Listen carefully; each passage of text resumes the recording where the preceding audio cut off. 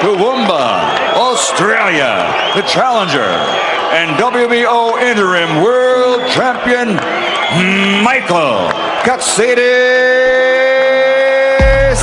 the Great. Dos veces campeón mundial de peso ligero, reconocido por su estilo de pelea extremadamente agresivo y por su tremendo poder noqueador que gustaba a todos los aficionados. Michael Katsidis mantenía un récord de 27 victorias, 22 de ellas siendo por la vía del knockout, y con su estilo salvaje y su tremenda pegada, Katsidis buscaba destronar al campeón mundial de peso ligero en ese momento. Lo que él no sabía es que su rival era aún más resiliente que él. En noviembre del 2010, el campeón de peso ligero, Juan Manuel Márquez, acordó pelear en contra de Michael Katsidis en el MGM Grand Arena de Las Vegas. En ese momento, este era un combate entre los dos mejores peleadores de peso ligero en el mundo. Por un lado tenías a Juan Manuel Márquez, que no solo era el campeón mundial por parte de la Asociación Mundial de Boxeo, sino que también era el campeón lineal de la división. Y del otro lado tenías a Michael Katsidis, que era el rival mandatorio para Márquez, y que venía enrachado con 4 victorias consecutivas. La más reciente en contra de un rival invicto con más de 30 peleas ganadas. Es decir que el ganador de esta pelea, independientemente de los títulos, podía llamarse a sí mismo el mejor peso ligero del mundo.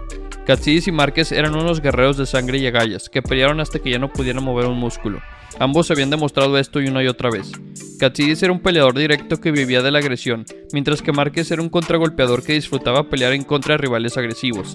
Tenían estilos que encajaban a la perfección y ambos tenían el poder de lastimar al otro en cualquier momento. No había forma de que esta pelea fuera una decepción, pero la verdad era que se esperaba una victoria clara para el pugil mexicano. A pesar de ser 7 años mayor a su rival, Márquez era el peleador más rápido y más técnico, y mientras que el australiano tenía mayor pegada, su defensa estaba entre las peores de la división. Era la diferencia en experiencia y técnica lo que mantenía a Juan Manuel Márquez favorito en las apuestas, pero lo que vimos en ese combate superó cualquier expectativa y sorprendió a todo el mundo. El combate comenzó, y Márquez empezó a soltar ganchos al cuerpo de Katsidis desde el campanazo inicial, en búsqueda de un triunfo rápido, y el australiano no pudo responder ante la presión del peleador azteca. Para el segundo episodio, la pelea ya estaba al tú por tú en la corta distancia, cosa que aprovechaba el mexicano para conectar precisos ganchos a la zona hepática de su rival, y luego lo remataba con combinaciones a la cabeza que enrojecían el rostro del australiano. Hasta ese segundo asalto, Juan Manuel Márquez estaba claramente siendo el vencedor del combate. Sin embargo, en el tercer episodio, Michael Katsidis sorprendió a Márquez con un gancho de izquierda a la mandíbula, y lo mandó de espaldas a la lona.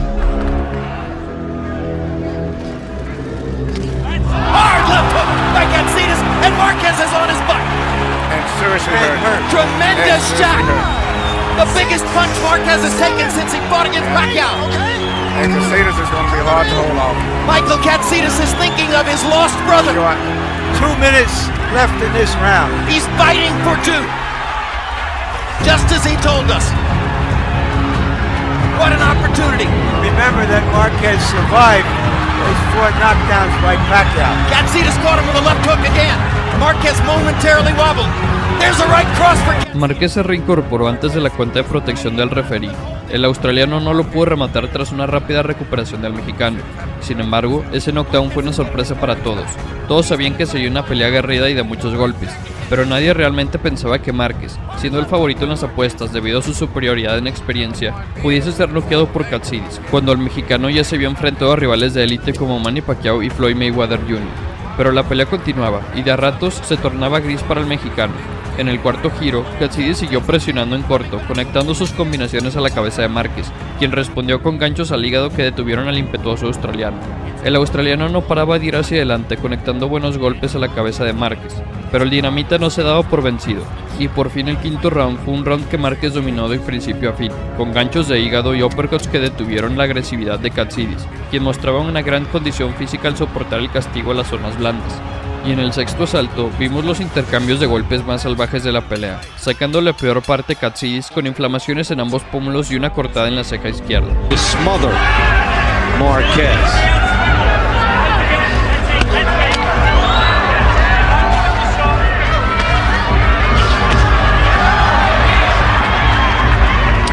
Good technique on the inside by Marquez.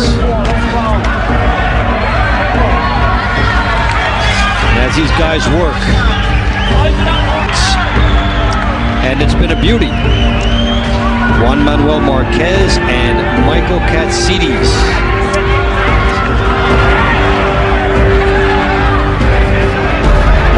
It's 51-5-1, 37. Márquez estaba retomando el control del combate round por round. Sin embargo, Michael Katsidis se veía que aún tenía la ventaja de ese knockdown en el tercer asalto en las tarjetas de los jueces, por lo que no se podía dar por vencido estando tan cerca de la victoria. Y efectivamente, el australiano logró ganar el séptimo round al presionar a Márquez, replegándolo contra las cuerdas y castigándolo con combinaciones a la cabeza. Y para el octavo round regresábamos al tú por tú. El retador siguió con su presión ante el mexicano, quien retrocedía ante las embestidas de su rival, pero respondía con potentes combinaciones que sacudían la cabeza del australiano. Motivated by the death of his brother last month. Fighting with a heavy heart but a ton of inspiration.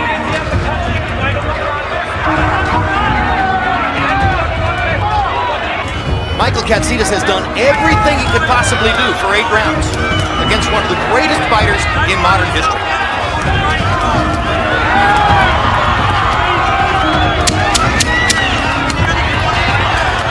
What a left hook upstairs by Marquez. Katsidis keeps firing away.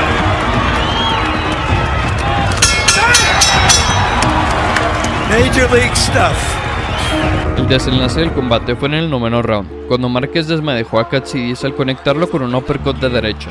El australiano siguió de pie ante la embestida del campeón, que lo siguió golpeando con combinaciones a la cabeza sin respuesta, obligando la intervención del referí. Después del castigo, Katsidis terminó con una hemorragia en la ceja izquierda al decretarse knockout a los 2 minutos 14 segundos del noveno asalto, y con ese resultado, Márquez retuvo sus coronas mundiales y mejoró su récord a 52 triunfos con 38 knockouts. Wants Marquez to come on.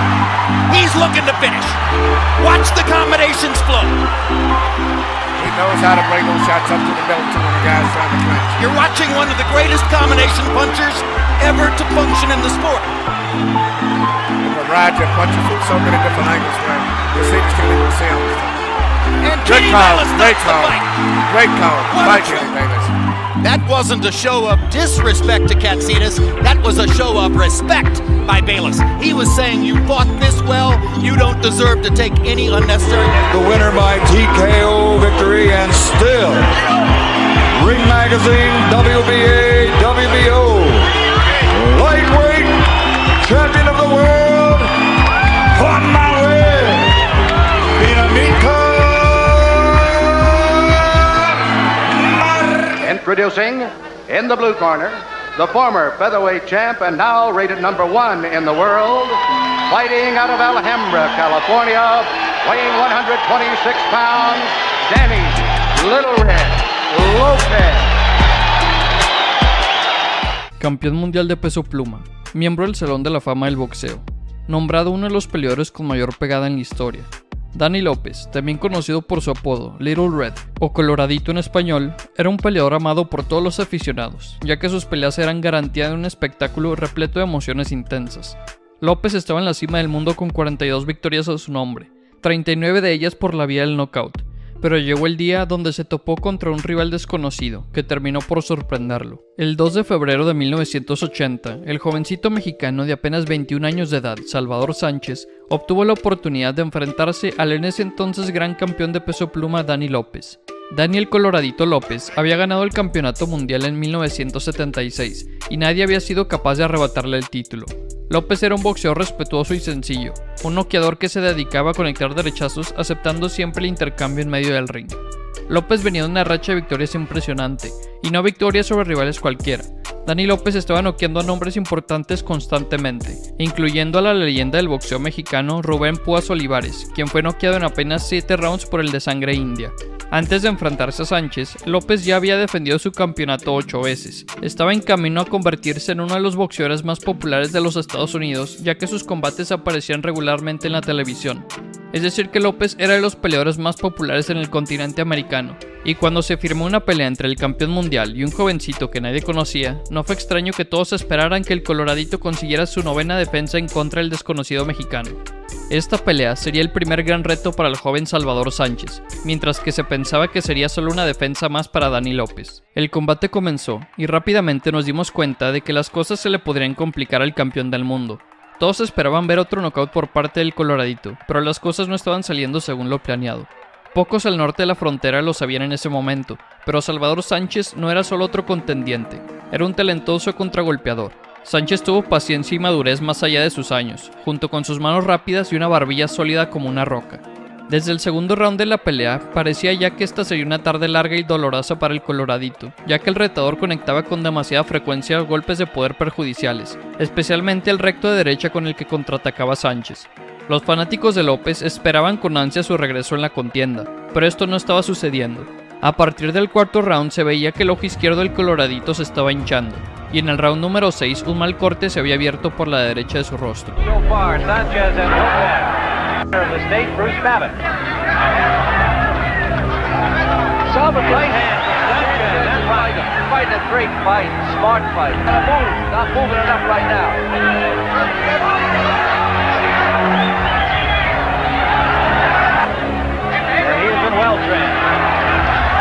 Always the possibility with the great champion Lopez. Sanchez blocked Lopez back once more with a left hand. Yala suffered a broken nose earlier in that fight. But down, so we're depending on the official timekeeper. There were about 10 seconds left in the round as we recall it from looking up and Sanchez. La batalla fue rápida, pero solo de un lado. Constantemente rebotando en las puntas de sus pies, Sánchez se movía con la fría eficiencia de un asesino implacable para aterrizar su gancho a izquierda o contraataque a la derecha, y luego, con la misma rapidez y suavidad, moverse fuera de alcance. López nunca dejó de intentarlo, pero era demasiado lento para conectar con fuerza y consistencia. En el séptimo asalto, la acción se calentó cuando Sánchez, sin temor al poder del campeón, optó por el intercambio y aceptó el juego contra López. Pero mientras ambos lanzaban grandes puñetazos, la única persona que anotaba golpes limpios era Sánchez. Al final de la ronda, una derecha por encima de la cabeza dobló las rodillas del campeón, pero aún tambaleándose no se dio por vencido.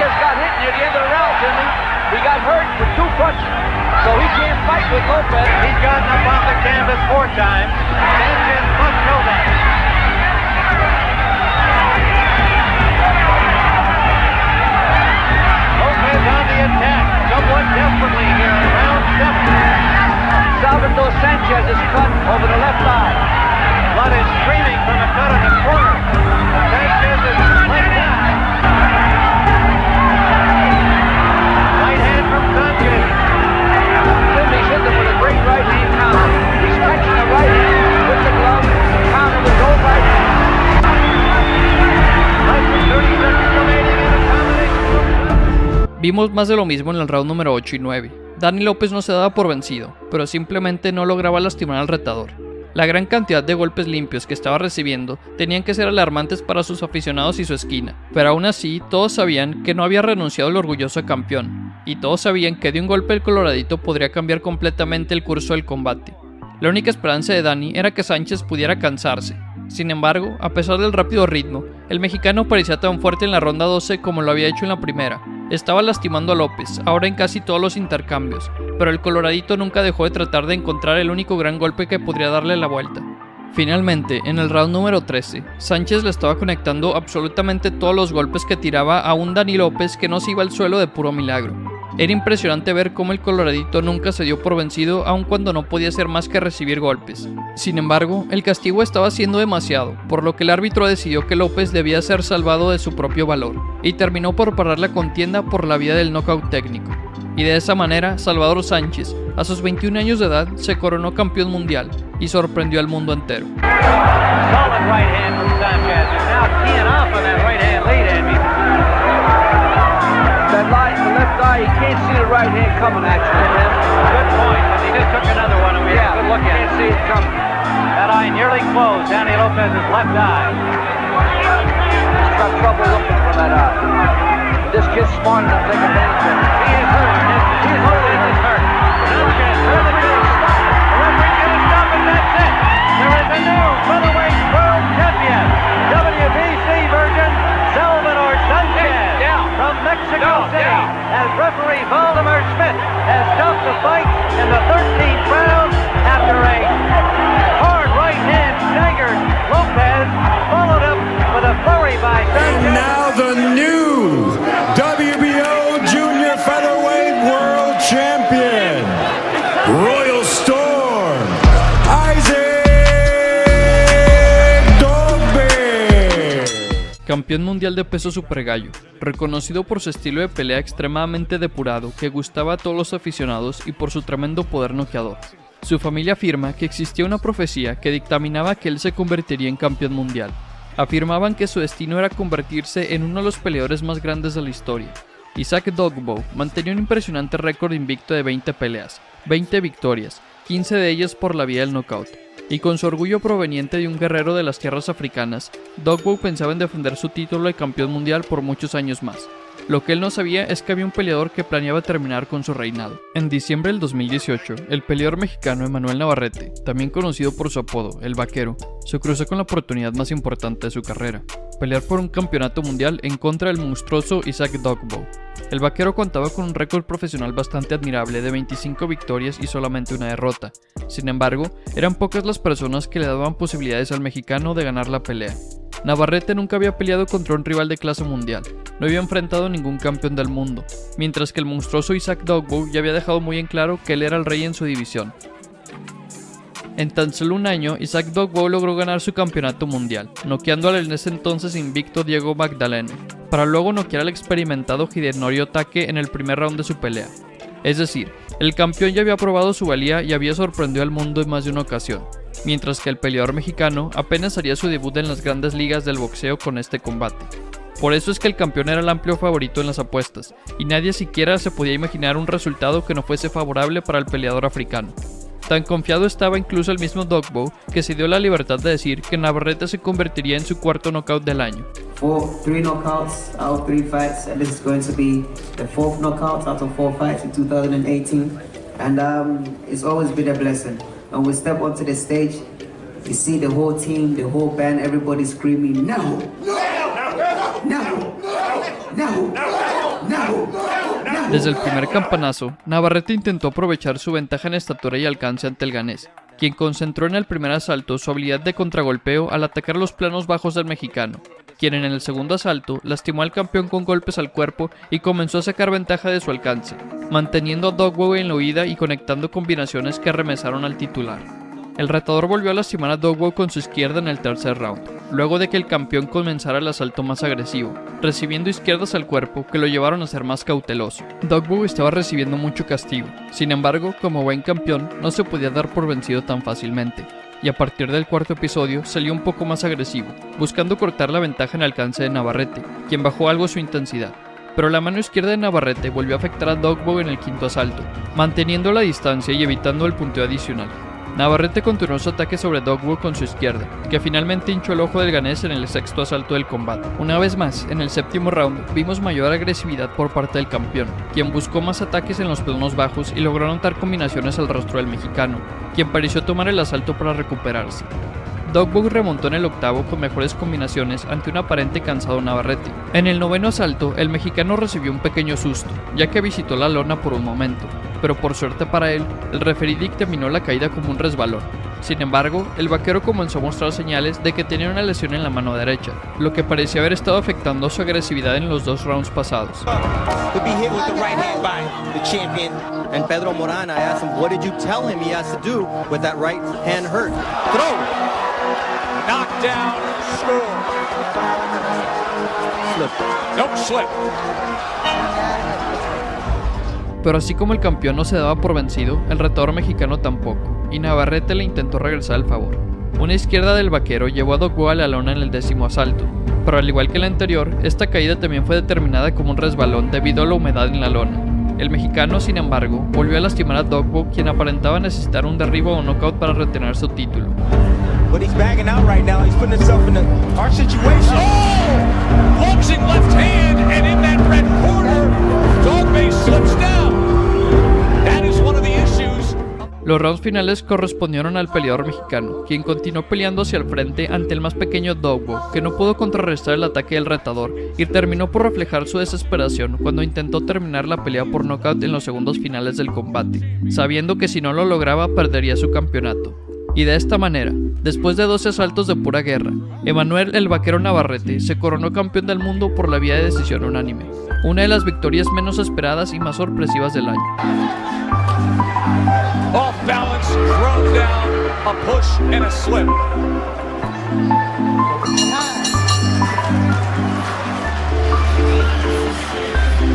showed us so much this year than Isaac Dogboe.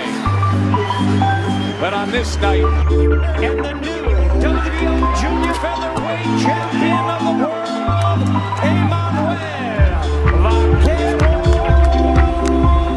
Navarrete. The number 2 WBC Super Lightweight contender in the world, introducing the 3-time world champion, Hector Macho Camacho. Una de las peleas más esperadas por la afición mexicana se dio a principios de los años 90, cuando Julio César Chávez y Héctor Luis el Macho Camacho llegaban como dos de los peleadores más importantes del peso superligero y habían pactado una pelea con tintes históricos. El campeón mexicano subió al ring con un récord de 81 victorias consecutivas, ni una derrota y ningún empate, mientras que Héctor Camacho mantenía un impresionante récord de 40 victorias y una sola derrota la cual el Macho recién había vengado. Entonces podemos decir con certeza que ambos eran los mejores del mundo en el peso superligero. Héctor el Macho Camacho era reconocido como un campeón dispuesto a enfrentarse y a vencer a cualquiera, además de que también contaba con una quijada impresionante. Camacho no había visitado la lona ni una sola vez en sus 41 combates hasta ese momento, y al ser zurdo, Camacho siempre tenía ventaja sobre todos sus rivales. Camacho era una pesadilla para cualquiera, mientras que Julio César Chávez ya era una leyenda viviente. Con 81 peleas ganadas y victorias sobre un montón de campeones mundiales, el campeón mexicano estaba en la cima del mundo. Y debido a todo esto, es que el mundo entero esperaba ansioso este combate. La emoción por esta pelea ya era demasiada, pero aumentó aún más cuando la rivalidad se acrecentó semanas antes al combate, ya que el Macho Camacho comenzó a lanzar distintos insultos a Chávez. Los aficionados mexicanos se tomaron estas burlas hacia Chávez de manera personal, y con todo esto la expectativa por la pelea aumentó a niveles nunca antes vistos. La promoción del evento estuvo llena de diferentes provocaciones en donde el boxeador puertorriqueño afirmaba que le quitaría el invicto al mexicano y que se llevaría el cinturón de campeonato mundial, mismo campeonato que Julio César Chávez intentaría defender por 9ª ocasión. Héctor Macho Camacho, un peleador pues bastante bocón, que ya tenía yo como 6 años buscándolo, porque pues había mucha controversia entre quién era mejor, si él o yo. Y aparte de que pues a donde quiera que iba me insultaba y todo, y pues los mexicanos, todo México quería esa pelea, quería que le diera una paliza a Macho Camacho. El mexicano intentó mantenerse alejado de la polémica, prometiendo que demostraría su potencial sobre el ring con los guantes puestos y no hablando. La legendaria batalla ocurrió en el año de 1992 en Las Vegas, Nevada, y aún es recordada por los aficionados del boxeo, pues el espectáculo que se vivió aquella noche hizo simbrar las emociones de todos los espectadores. El Macho Camacho arribó al ring entre música y abucheos. A pesar de no ser el favorito para ganar el combate, hizo una presentación en el cuadrilátero. Bailó frente a las 19,000 personas que se dieron cita para ver la pelea, haciendo enojar a todo el público mexicano, y luego se preparó para la llegada de Chávez al ring.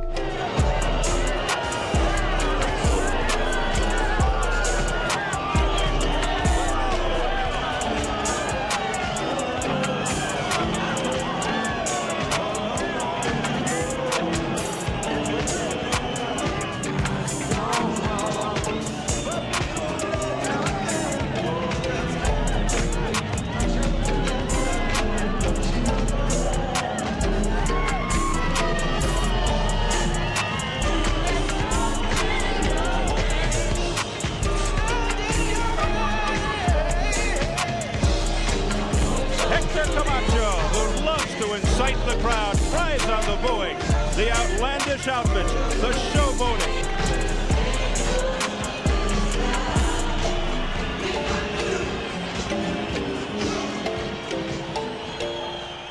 Con un tono más serio y profesional, Julio César Chávez subió al ring, se presentó ante la afición y evitó caer en las provocaciones del rival. Después de la ceremonia de los himnos y la lectura de los récords, todo estaba listo para iniciar el combate. En cuanto sonó la campana del primer round, el gran campeón mexicano se abalanzó contra el puertorriqueño. Empezó a lanzar una combinación de golpes, los cuales impactaban en el rostro del Macho Camacho. A pesar de la técnica zurda que dominaba a Camacho, Chávez supo acoplarse a su estilo y buscó la forma de conectar la mayoría de los golpes posibles. Para el segundo round, el retador huía de los puños de Chávez. Cada que podía se arrinconaba contra las cuerdas para protegerse de los golpes.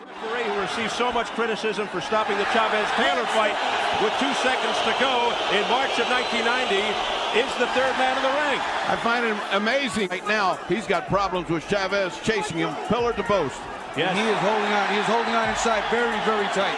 He is not allowing Chavez to work inside. From his deficiencies via the showboating, Chavez does not believe that 1 minute. He feels that underneath all of the glitz, that Camacho is actually well prepared. But does Camacho have the legs to withstand the punishing blows? Problem is Camacho's fighting a purely defensive fight. I sure would hate to see Richard Steele take a point off for low blows from Chavez.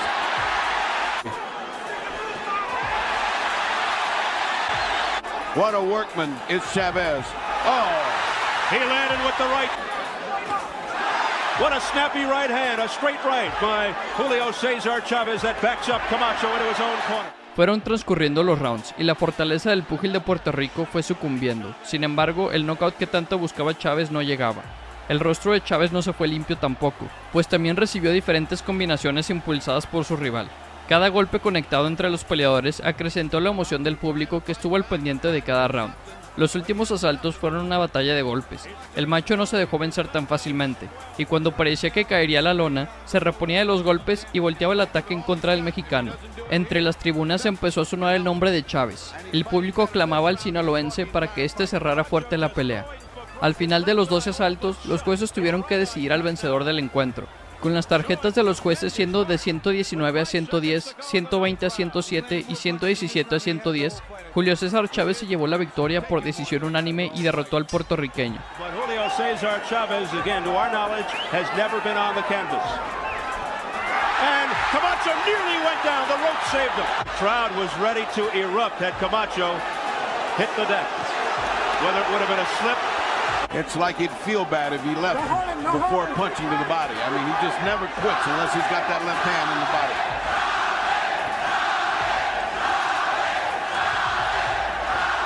And it's got to be said that Camacho took his beating like a man.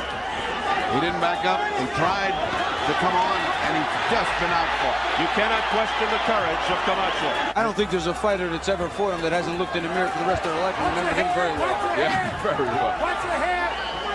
Camacho will be feeling the effects of this fight for a long time. Well, we're winding down. There will not be a knockout, it looks like.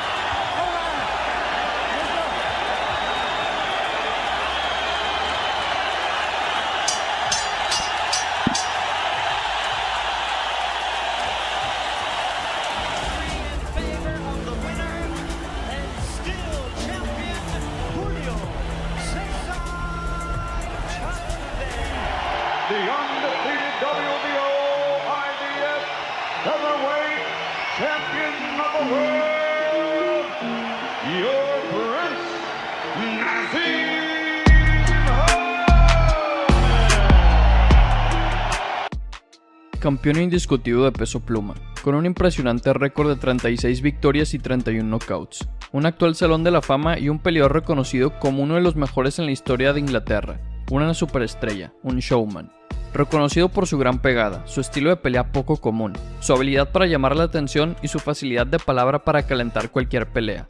Naseem Hamed, también conocido como el Príncipe Naseem, era un peleador que parecía invencible, y al creerse el mejor del mundo, el príncipe nunca se guardó nada a la hora de hablar y retar a sus rivales, desde insultos, burlas hasta provocaciones hacia sus rivales. Naseem Hamed era un hablador, fanfarrón y presumido, y la verdad es que el príncipe siempre se salía con la suya porque siempre terminaba ganando sus peleas, y todos los insultos y burlas que decía se tornaban en realidad.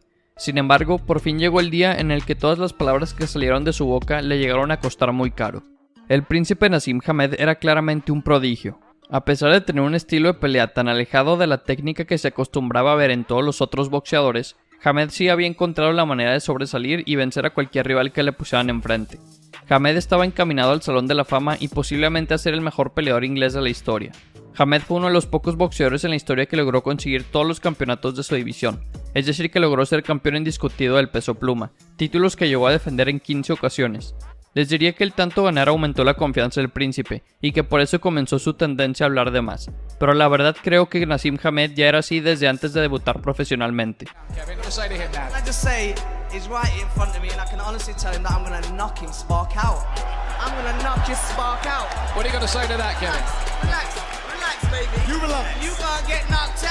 Let me tell you. In your hometown. Nah, you had a great performance. New York. You're nice and hyped. Madison Square Garden. But I'm the real deal. I can't wait to beat you up. I'm the real deal. I'm looking to your face, and I'll tell you the face. Go on. Look I'm going to smoke your boots. We'll see. So I'm telling you, featherweights with Prince Nassim, when they get hit, it's a whole different story. When they get hit, it breaks your concentration and they get ready to get knocked out. Prince, I am the black. You ain't Prince Nassim, and after this fight, listen, I'm gonna trying to create a nice job for you, putting my posters up with HBO. Believe me, after this fight, right, you'll have a full-time job. Forget about boxing. All you have to do is go to Lou DiBella. He give you a nice job, promoting my ass in Times Square every time I come here. I tell you what, listen, put my posters up for me. Make sure no creases in them. Make sure they're nice and clean and, you know. Let me tell you. So they look good. Make me look fine. Again, I'm not cocky. You're not? No, I would say I'm not. Why not? I wouldn't say I'm arrogant. End of the day, when they see me in the ring, they see a totally different chap than they see out the ring. Because I'm a totally different. Su personalidad era innegablemente entretenida, su estilo de pelea era tan poco común, tan vistoso y tan agradable de ver que por eso nada más ya era reconocido en todo el mundo. Pero además de su estilo de pelea, Nassim añadía expresiones, burlas, actuaciones arriba y abajo del ring que hacían imposible el no querer verlo pelear. Hamed lo tenía todo, una impresionante habilidad para el boxeo, la fama mundial y más de 40 millones de dólares en el banco. El campeón inglés sentía que era imparable, por eso se le hizo fácil el retar al campeón mundial de peso super gallo, a la leyenda mexicana Marco Antonio Barrera. Basically harder and a better puncher and more dangerous than Barrera and Morales, all of them guys, and they never came to the table except Augie. Damn, I'm looking good. All right. Morales and Barrera will come 2001 when they want it. And when they want it, they'll get knocked out because I want it now. Se habló de la posibilidad de una pelea entre Nassim Hamed y Marco Antonio Barrera durante 2 años. Barrera era un peleador reconocido en todo el mundo, campeón mundial en múltiples ocasiones, y su primera pelea en contra de Eric el Terrible Morales lo habían proyectado a un nuevo nivel a pesar de haber perdido. El público le pedía a Hamed el enfrentarse ya sea a Barrera o a Morales, ya que una victoria sobre cualquiera de ellos dos acercarían al príncipe Nassim a ser reconocido como el mejor peleador inglés de la historia. Hamed ya había sido campeón indiscutido, había barrido con su división, había humillado a múltiples rivales, lo único que le faltaba a Nassim Hamed era una victoria sobre otra superestrella. El público le pidió un mega combate al príncipe, y el príncipe se los concedió. Nassim Hamed decidió ignorar sus obligaciones de campeón y evitar pelear en contra del retador oficial que era considerado un peleador de menor nivel para poder enfrentarse a Barrera. Entonces, Marco Antonio Barrera tendría que enfrentarse al monstruoso noqueador invicto Nassim Hamed en un peso distinto a lo que él estaba acostumbrado, y además perder su reciente obtenido campeonato del mundo en el peso super gallo. No fue ninguna sorpresa cuando Nassim Hamed fue nombrado favorito para ganar en las apuestas 3-1. Pero el hecho es que Hamed ya llevaba mucho tiempo con su ego por las nubes, y muchos ya pensaban que alguien debía bajarlo a la realidad, mostrarle un poco de humildad al príncipe, y Barrera quería ser quien lo bajara de su pedestal, por lo que aceptó la pelea y todas las condiciones. You definitely step up, taking on Marco Antonio Barrera. At what point did you decide you wanted to get in the ring with the best of the best? It's not me that decided that wanted to get in the ring with the best of the best. That's not happening. It's them that decided with me. I offered the fight with Barrera way before he took the fight, and he refused the fight. So you got you mixed up a little bit. You're a little bit confused with that. Them guys stepped up to the table after I offered it them, and when I did offer it them the first time, they refused, and now is the time it's going to happen because he's accepted. I've basically got too much power for that boy, too much speed for that boy, and I'm going to prove it tonight that I'm the best featherweight in the whole world. Y después de tantas negociaciones, después de tanto hablar, Marco Antonio Barrera se enfrentó al príncipe Nassim Hamed en Las Vegas, Nevada, en la que fue la primera pelea de pago por evento de Hamed en Estados Unidos. Y con el sonar de la primera campana había llegado la hora de comprobar si todo lo que decía Hamed era realidad o si por primera vez en su vida se había equivocado. Y rápidamente, desde el primer round se notó claramente que el mexicano había subido al ring con un buen plan de pelea. Con su técnica depurada, con un estilo que variaba entre el estilo agresivo usual y un estilo enfocado al contragolpeo, Marco Antonio Barrera encontró éxito en el primer asalto del combate, logrando inutilizar la mano izquierda peligrosa de Hamed para luego rematarlo con un golpe de derecha. Después de ese primer asalto, Hamed se dio cuenta de que la pelea sería complicada, y poco a poco la pelea se tornaba más sucia, más física. Hamed tomó a Barrera del cuello en una ocasión y lo envió al piso junto con él, cosa que enfureció al mexicano, que no se podía permitir perder la calma en ningún momento. Con el paso de los rounds, ambos fueron encontrando éxito en sus ataques. Barrera contragolpeaba y conectaba golpes poderosos a un príncipe que estaba acostumbrado a no recibir demasiado castigo, y Hamed lograba conectar golpes rectos debido a su gran velocidad de manos. La diferencia a lo largo de la pelea es que Barrera aterrizaba golpes constantemente en cada round y el éxito de Hamed era mucho más esporádico. Sin embargo, todos sabían que Naseem Hamed tenía dinamita en sus manos y que de un buen golpe podía noquear a un Barrera que recién había subido de peso. Es por esto que el mexicano no se podía permitir desconcentrarse en ningún momento. Naseem probó todo lo que pudo para ganar terreno en el combate. Intentó ser el agresor, intentó contraatacar, hasta cambió su guardia de zurdo ortodoxo, cosa que sí le brindó algo de éxito. Pero ni eso fue suficiente para detener a Marco Antonio Barrera en la que parecía ser la mejor pelea de su vida.